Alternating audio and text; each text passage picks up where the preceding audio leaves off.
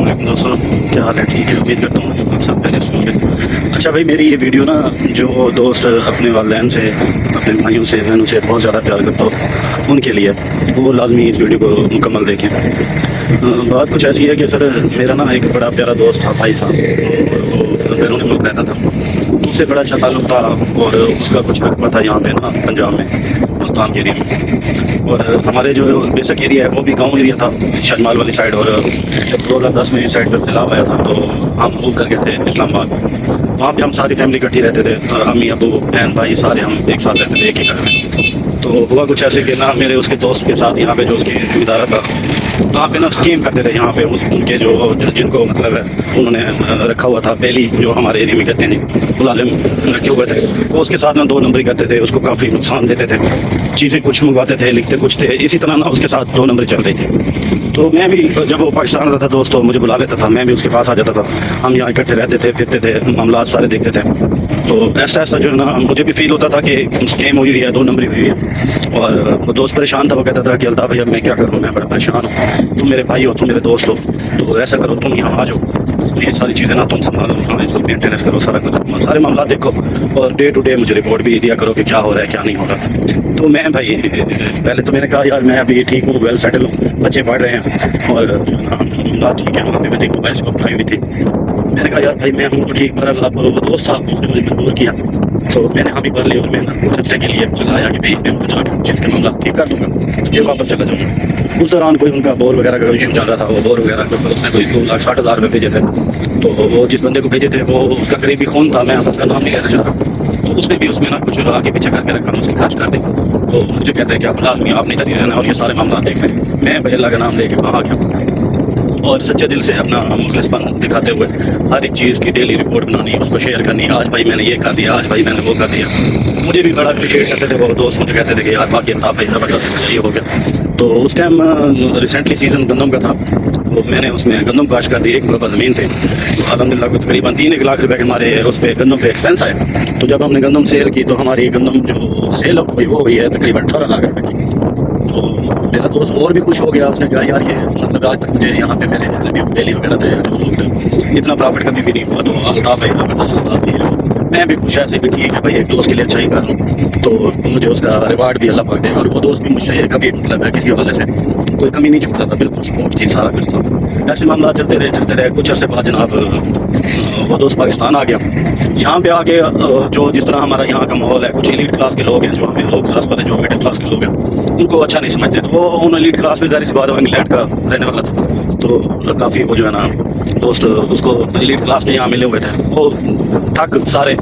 تو میں اس کو کہتا تھا کہ بھائی یہ غلط ہے، یہ صحیح ہے، اس سے بچو، یہ صحیح نہیں ہے، یہ غلط ہے، مطلب جو صحیح ہے وہ صحیح ہے، میں کہتا تھا اس کے ساتھ رہو، ٹھیک ہے، یہ مخلص ہے، اس نے آپ کو کبھی دھوکہ نہیں دینا۔ جو 2 نمبر بندہ ہے میں اس کو بتا دیتا تھا کہ بھائی اس سے بچو، یہ 2 نمبر ہے یہ۔ بس خیر معاملات ایسے چلتے رہے، کافی چیز کہیں سے تو وہ رک جاتا تھا، کہیں پہ نا وہ دوست جب محسوس کرتے تھے کہ یار جب تک یہ بندہ اس کے ساتھ ہے نا تو ہم اس کو ٹھگ نہیں سکتے، اس کو کوئی دھوکہ نہیں دے سکتے، کیوں نہ اس کو سائڈ پہ کریں پہلے۔ تو انہوں نے سارے شروع کر دیا، میری غیبت کرنا شروع کر دیا، آگے لوگ ہیں، آپ ہی ہیں، آپ نے یہ مڈل کلاس لڑکا اپنے ساتھ رکھا ہوا ہے، جس کی کیا ویلیو ہے، یہ ہے، اس کے کان بھرنا شروع کر دیا۔ چلتے چلتے جی معاملات جو ہے نا پھر ظاہر سی بات ہے وہ انسان تھا، شاید اس کے دل میں کبھی نہ پتہ نہیں، مجھے نہیں، اللہ جانتا ہے، مجھے نہیں پتا کہ اس نے کیا سوچا ہے یا کیا نہیں اس کے دل میں۔ بس بھائی اس کی جو نا رویہ مجھ سے تھوڑا تھوڑا چینج ہونے لگ گیا۔ میں نے اللہ پہ چھوڑا ہوا تھا، میں نے کہا کوئی مسئلہ نہیں ہے، میں نے یہاں بچے بھی شفٹ کیے ہوئے تھے جو اسلام آباد میں پڑھ رہے تھے اور پھر ایک گاؤں کے اسکول میں، تو ظاہر سی بات ہے ان کا فیوچر بھی ڈسٹرب ہوا، تو پھر بھی میں الحمدللہ وہاں پہ نا میں نے کہا چلے کوئی نہیں ہے یار، میں میرا اللہ تو دیکھ رہا ہے، میں نے نا اللہ پہ چھوڑ کے سارا کچھ کرتا رہا، سارا سسٹم پھر چلا، اگلا سال پھر ہمارا گندم کا آ گیا، پھر میں نے گندم کاشت کی، اور جو ہے نا جس چیز کا مجھے سب سے زیادہ دکھ ہے نا وہ یہ ہے کہ میں نا اس دوران اپنے والدین کو چھوڑ کے وہاں آیا، اپنے بھائیوں کو، اپنی فیملی کو چھوڑ کے آیا، تو میری والدہ کی ڈیتھ ہو گئی، مجھے اس کا غم کھایا جا رہا ہو کہ میں اپنی والدہ کے ساتھ، سارے بھائی وہاں اس کے ساتھ رہ رہے تھے، تو میں دیکھیں کیا کر بیٹھا، اور مجھے پچھتاوا بھی ہوا کہ میں کاش اپنی آخری وقت اپنی ماں کے ساتھ ہوتا، میری ماں مجھے بہت پیار کرتی تھی، سب کی میں پیار کرتی ہیں، مگر بس میری وہ بد نصیبی، تو میں بھائی وہاں سے شفٹ ہو گیا وہاں پہ گاؤں میں، تو بس مجھے یہ ارمان رہتا تھا کہ میں نے نا یہ بہت غلط کیا۔ تو خیر بہرحال معاملات چلتے رہے، پھر کچھ عرصہ بعد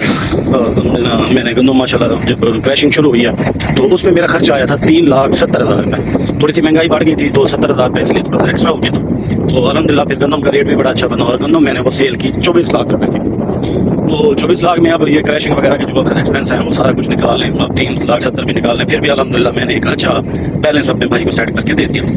फिर उनके कुछ मामलात इस तरह बन गया, उनके अपने घरेलू मामलात कुछ डिस्टर्ब हुए, जिनमें कुछ वही बातें जो मुझे मतलब है जब उन्होंने दूर किया तो वो कुछ ऐसे लोगों को ऐसे चढ़ गए जिन्होंने उनके घर में मसाइल पैदा कर दिए। तो मैं कभी भी नहीं चाहता था कि मेरे भाई के घर के मसाइल बने, क्योंकि वो जो सॉरी एक कॉल आ गई थी तो इस वजह से डिस्कनेक्ट हो गया। बस मैं आपसे आखिर में यही कहना चाहूँगा, आपका जितना भी अच्छा दोस्त हो, जितना भी अच्छा भाई हो, जो भी हो, आप उसके लिए ना कभी अपने वालिदैन के साथ अगर रह रहे हैं, अगर आप जॉइंट फैमिली में हैं, तो कभी उसके लिए ना अपने वालिदैन को, अपने माँ बाप को दूर नहीं करना। जब तक वो जिंदा है कोशिश करें अपने वालिदैन के साथ रहें और उनकी खिदमत करें, आखिरी वक्त तक आप उनके साथ रहें। कम से कम दिल में ये कभी आपको दुख नहीं खाएगा कि यार काश उस वक्त मैं ये ना करता, मैं उनके साथ होता, मैं अपनी माँ आखिरी वक्त में उसकी कोई हेल्प कर सकता, या मैं मतलब मेरी माँ थी, मेरा बाप था। तो इस तरह काफ़ी चीज़ें हैं, तो मैं अभी वो बयान भी नहीं कर पा रहा मैं कितना मुझे वो सदमा है, मेरे दिल में कितनी तकलीफ़ है इस बात की कि काश उस वक्त मैं अपने दोस्त की बात ना मानता और अपने वालिदैन के साथ रहता जैसे मेरे और भाई रह रहे थे। अल्हम्दुलिल्लाह वो वेल सेट हैं, और मुझे जिस रैंच पे मेरे दोस्त से छोड़ा है अब मैं वो बयान नहीं कर सकता। मैं एक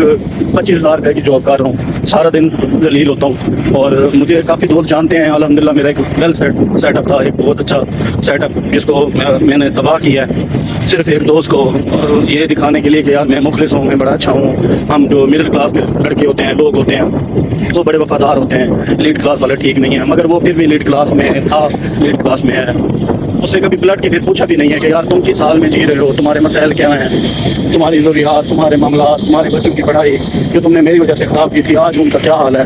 तो अल्लाह उसको खुश रखे, मेरी फिर भी दुआ है अल्लाह पाक उसको खुश रखे। और मुझे पता चला है कि वो जो उनके फैमिलीज़ के जो मामला थे उनमें कुछ जो ख़राबी थी वो भी अल्लाह का करम है बेहतर हो गई है, और मैं इस बात पर खुश हूँ कि वो ठीक है, बस सब सही है। तो बस फिर भी मैं यही रिक्वेस्ट करूँगा कि आप कभी भी ना किसी दोस्त के लिए भी अपने वालिदैन को नहीं छोड़ना है, उनके साथ रहना है, क्योंकि कोई किसी का नहीं होता भाई। ये एलीट क्लास के जो लोग होते हैं ये कभी भी मिडिल क्लास वालों को नहीं समझ सकते। तो बस अपना बहुत सारा ख्याल रखिएगा, मेरी कोई बात बुरी लगी हो तो माजरत, अल्लाह आपको सलामत रखिए। बहुत शुक्रिया, अल्लाह हाफिज़।